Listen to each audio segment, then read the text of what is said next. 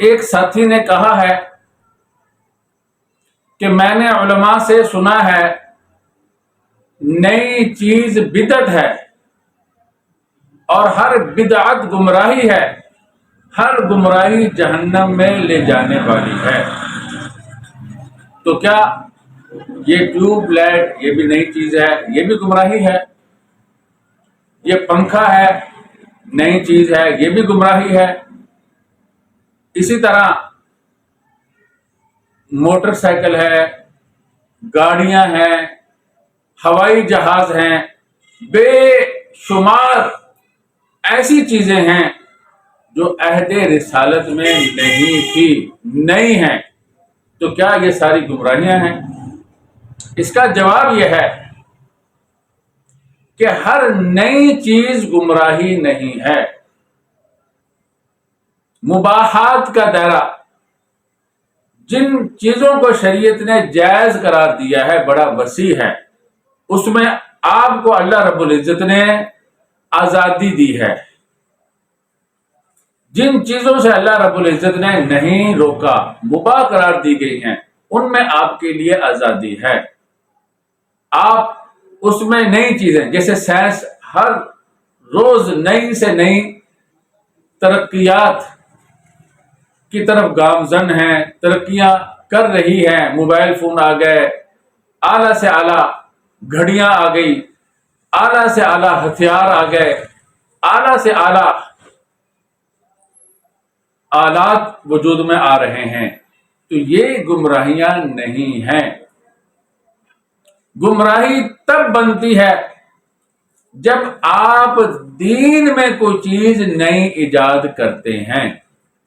چنانچہ بخاری اور مسلم میں روایت ہے، رسول اللہ صلی اللہ علیہ وسلم نے فرمایا، من احدث فی امرنا ھذا ما لیس منہ فہو رد۔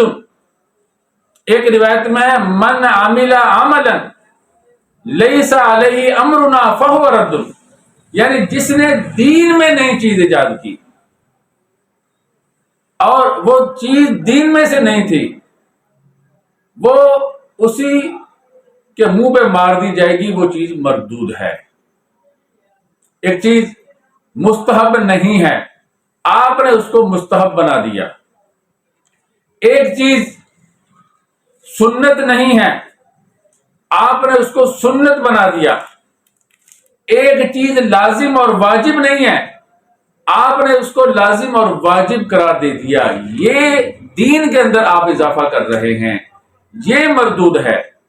جیسے ایصال ثواب ہے، یعنی جو آدمی مر جائے اس کو پڑھ کر یا کوئی چیز اللہ کے راستے میں دے کر اس کو اس کا ثواب پہنچانا، یہ بالکل جائز ہے۔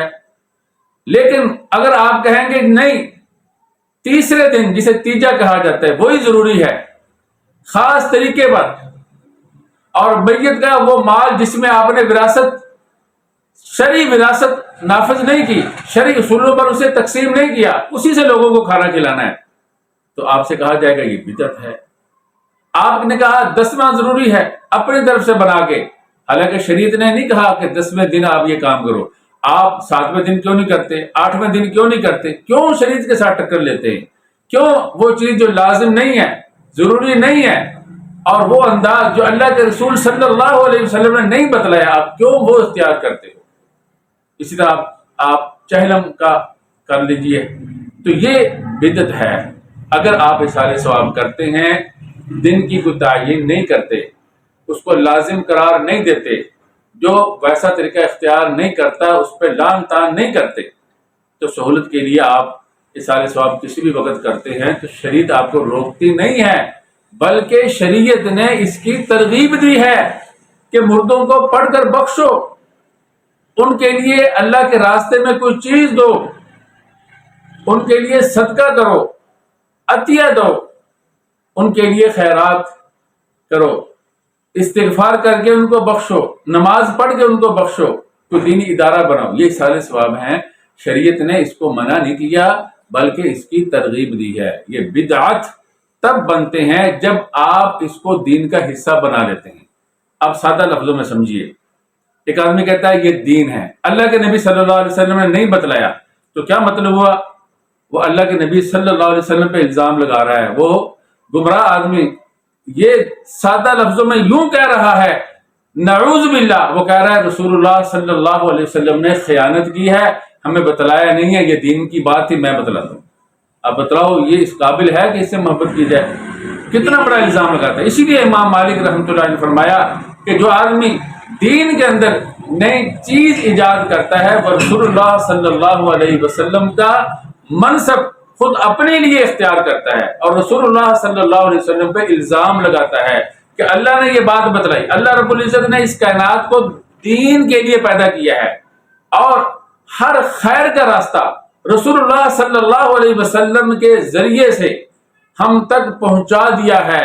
ہر وہ راستہ جس سے برائی آ سکتی تھی، جس سے بچنا ضروری تھا، رسول اللہ صلی اللہ علیہ وسلم نے امت کو بتلا دیا ہے. تو یہ اپنی طرف سے کہتا ہے یہ چیز بھی خیر کا راستہ ہے، یہ اس راستے سے بھی ہم برائی سے بچتے ہیں اور یہ دین کا راستہ ہے. دین بناتا ہے، اس کو مستحب کہتا ہے، یہ سنت کہتا ہے، یہ واجب کہتا ہے. تو یہ اپنی طرف سے دین بنا رہا ہے. جو کام ہے رسول اللہ صلی اللہ علیہ وسلم کا، جو کام ہے اللہ رب العزت کا، اور دوسرا یہ رسول اللہ صلی اللہ علیہ وسلم پہ الزام لگا رہا ہے کہ یہ دین تھا، رسول اللہ صلی اللہ علیہ وسلم نے نعوذ باللہ ہمیں نہیں بتلایا.